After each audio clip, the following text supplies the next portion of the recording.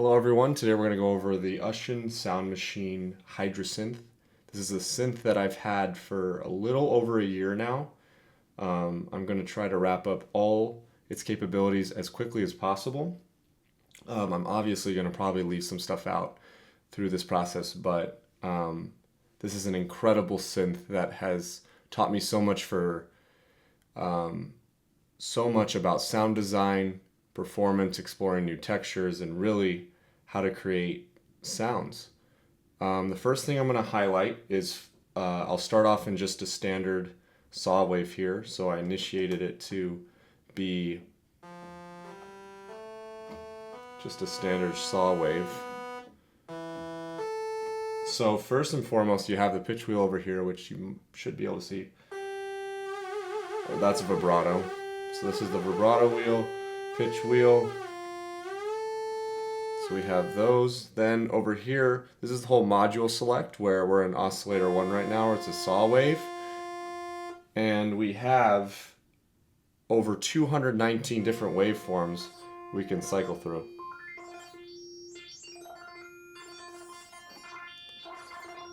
And not only that, we're in single mode, so let's go back to... So here's the saw wave. I'm actually going to hit record here. And so we're in standard saw wave. We have the mode where we can wave scan and create a wave table. So there's 8 wave tables here. And I'm just going to randomize each one and go back. And we can scan through the different waves and morph them together. That's one thing you could do. I mean, there's so much, but this is an example of really what the bulk of what you could do with the oscillators. And again, there's 3 sets, so you could have a second one, and I can make it, we'll just make it a sine wave, and then this one we'll just make a pulse wave or something. And the third oscillator is going to be 12 semitones down. And in going to the mixer here, I'm now able to initiate the volumes on the other oscillators. And then we'll have different sounds all together. So next I'm going to go over I'll finish this module here. So there's mutant options as well. FM line, mode, wave stack, oscillator sync to each source, PW, PW squeeze, PW ASM, and harmonic as well, and then phase difference as well. So they all do that, and then you have up to 4 different mutant options. The next thing I'll go over is the filter options here. So as you see, we're kind of on the high end frequency, so we could cut our frequency down through filter 1, and we could also cut our frequency down in filter 2. As you can see, I've now cut the low and the high end and kind of only made the mid frequencies available. So we have those capabilities here. So those are the filters. Then we go to really the modulating options here. So we have up to 5 low frequency oscillators and then 5 envelopes. And really you can change the low frequency oscillator through filter 2, where you can select the amount you want the low frequency oscillator to really modulate the sound, providing movement. So if I go here, you can see there's a change and how much the sound is now moving. What's so amazing about sound design is not only the placement, but the way you can move sound itself. In addition to this, so we have low frequency oscillator 1. So now I put it back to 0. If I go to 2, this is the second low frequency oscillator that also can provide movement as well. Let me reset that. So we'll cut that there. And then we have the mod matrix, which I'm going to try to go through in a minute. But basically, there's 32 channels that you could have. I believe I already set. Actually, no, I reset. So what you could do is, for instance, with the low frequency oscillator 3, I could set it to modulate with the low frequency oscillator 2.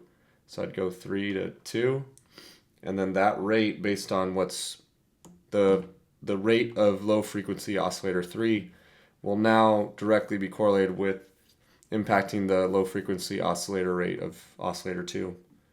So if I go here,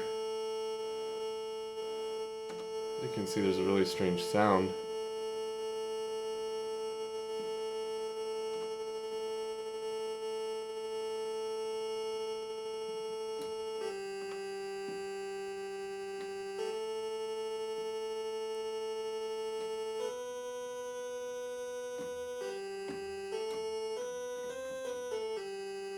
So now you see that there's ways to really do that, and really I should probably emphasize it even more. I'll do a mod of low frequency oscillator 4 to 1.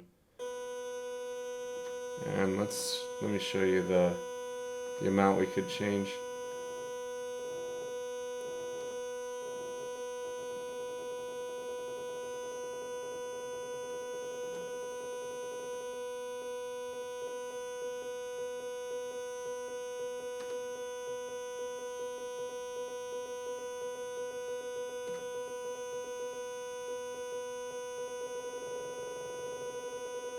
So I'm essentially changing the rate from 4 to 1.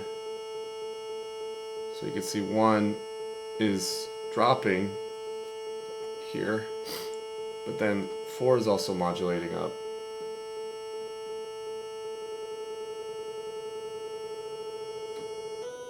The rate's extremely fast.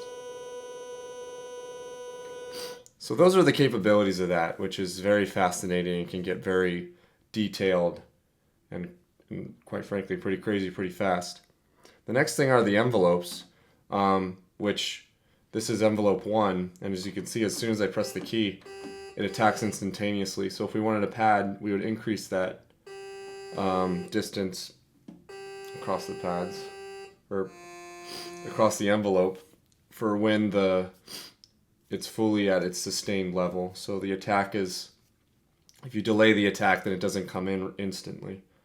So as I delay the attack, it takes a whole second for it to reach its peak, and then the sustain's at 128. And then when I release, you can see that it drops out right away. Well, if we change the release period to a later time, such as a 1.5 seconds, and I let go of the key, it takes 1.5 seconds to fully go away. And then again, you have these other envelopes, which then you could attach to, whether it be filters through the mod matrix or do some very elaborate things. That is quite fascinating. Another cool feature with the Hydrasynth that I actually quite honestly forget quite often is the ribbon and how it can operate as a theremin or a pitch bend. So if I hit a key, so there it is a pitch bend mode, but it also is a theremin mode, which is very cool, where basically you can scan through the keys, and I could change the octave.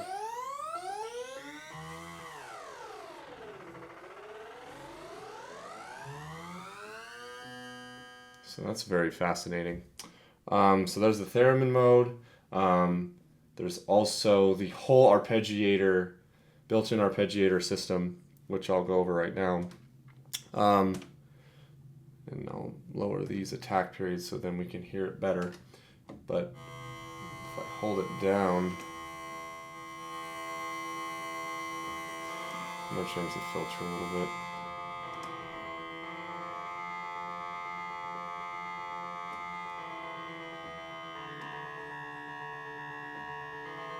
And then you can change the tempo speed here. So that's how fast it's going. Let's slow it way down. Then the ratchet is creating 3 continuous hits in a row, essentially. And then this increases the chance of ratchets to occur, or it repeats on specific notes. Then this is the gate. and we can create how it arpeggiates. So there's the mode of having it either go just up. This will have it go down. This will have it go up and down, and up and down, or excuse me, the other way is up slash down, and then up and down. Then the order, it'll go in order. Then it'll go random, just completely randomized. Then it'll be based on chords. It'll phrase. And then this is the ratchet selection where we could choose how many times the note repeats itself. And then this is the division of the division of how it arpeggiates.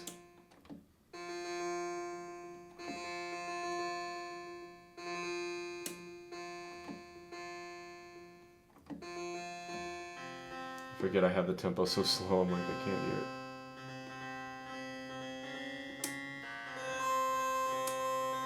And I had it on phrase. And these are also filter controls here, so if I want to cut the filter here, I could. So I cut the filter, and there's resonance. And then here's the drive and morph options. And then working with envelope 1. And then low frequency 1. And you can just see how elaborate it gets just from subtle shifts on these knobs here. And now, so those are those sounds.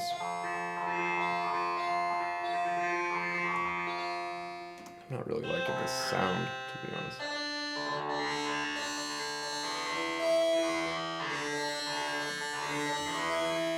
I forgot, this is the latch mode as well, where you can latch so it's being sustained.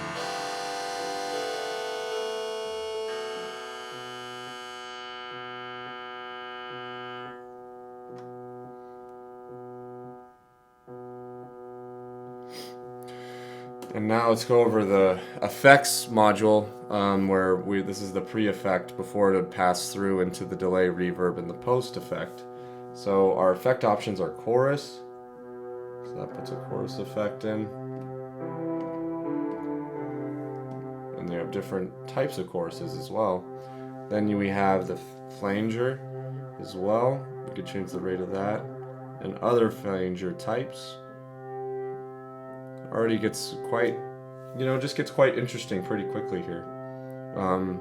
Just from one effect, it suddenly seems very cool. And the movement as well, which there is a screen here that shows kind of the movement of the wave, which I love as well.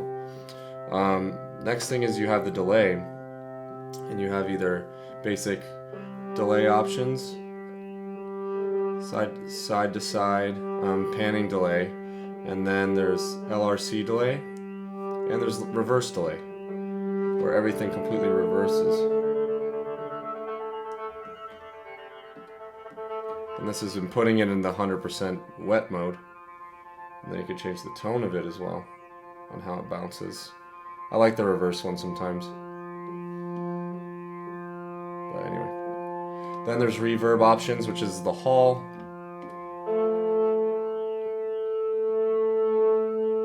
Here, I'm going to release a little bit.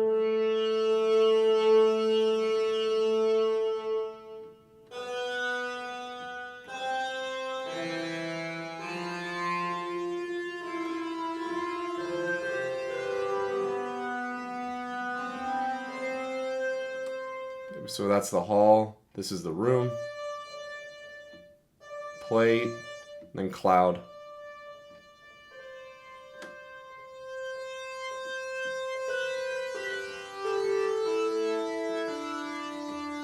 And lastly, we have the post effect, which can be, I don't even think I went through all the effects. So chorus, flanger we went over, there's rotary, which can be also different rotary types.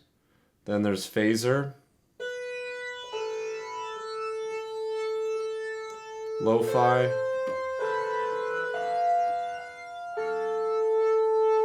and there's tremolo effect, which is the hovering, kind of a vibrato type of deal that I love as well.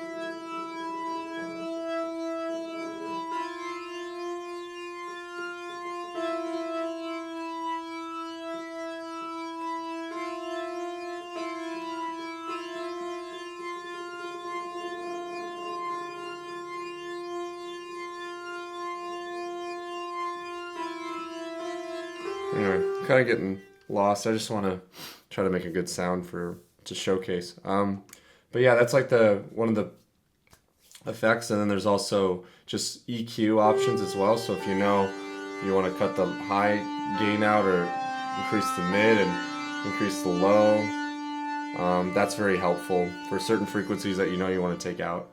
Then there's and lastly there's compression, which 10 to 1 would be more of a limiter, where you could have its side chain as well based on the BPM or tap.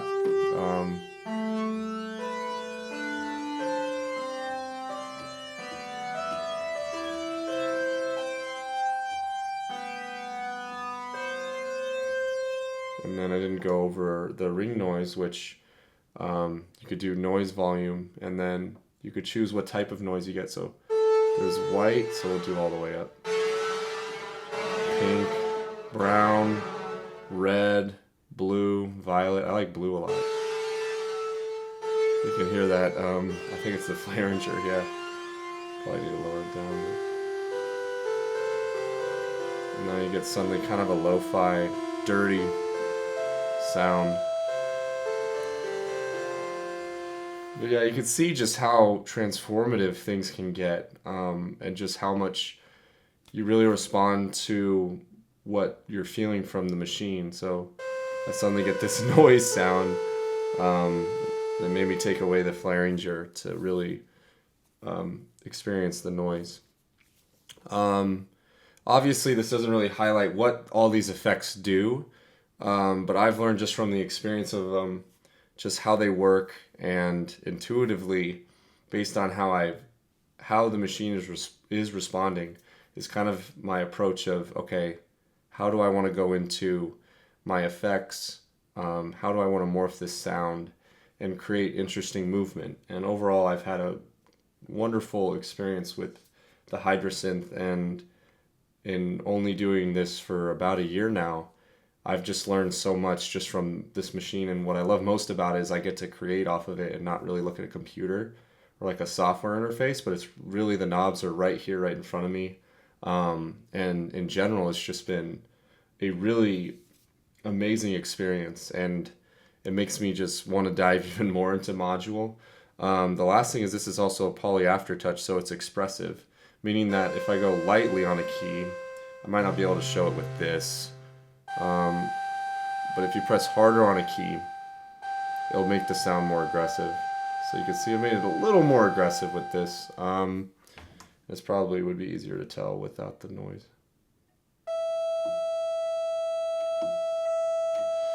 Anyway, there is poly aftertouch as well. And overall, I would again recommend this machine if you're into sound design, and making patches is a really enjoyable experience. If you enjoy doing that with software synthesis such as Serum or Pigments, then I highly recommend getting the Hydrasynth and experience making sounds off of these patches as well. I have my Hydrasynth Volume 2 releasing actually really soon, where I've created 30 patches that are various different sounds that I've made over the last couple months, and I really look forward to releasing that very soon, and that'll be 100% free for anyone to get their hands on and be able to take the bank and be able to put it in their own Hydrasynth, which I think is also really cool. I found online people create sounds off the Hydrasynth, and then they put it online, and you can download those patches and literally put them in your own Hydrasynth, which is super cool as well. So I'm trying to do that, and making sounds and creating patches and finding what people really like and trying to really create those sounds. But also, more than anything, I just love doing this kind of stuff. Yeah, and really that's my presentation of the Hydrasynth. And I hope at least you got some idea of how this machine works. And I really hope that you now consider, just not only through this presentation you have a better understanding of modular synthesis, but makes you perhaps want to give it a go yourself. So I hope this video was helpful, and I appreciate you watching the whole thing. Anyway, that's all I got to say. Thank you so much, and take care.